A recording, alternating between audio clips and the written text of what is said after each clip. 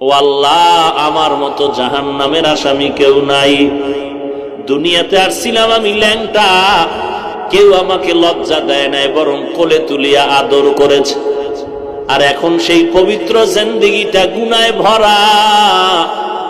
আমার হাতের দিয়ে তাকায় দেখি আমার হাত গুনার কারণে নাপাক হয়ে গেল। চোখ নাপাক, জিহ্বা নাপাক।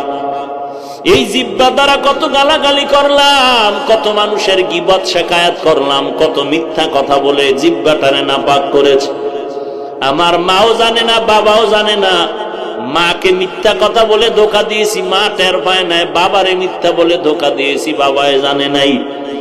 আমার আপন মা বাবার বিরুদ্ধে কত গীবত শিকায়াত করেছি, মা বাবা টের পায় নাই।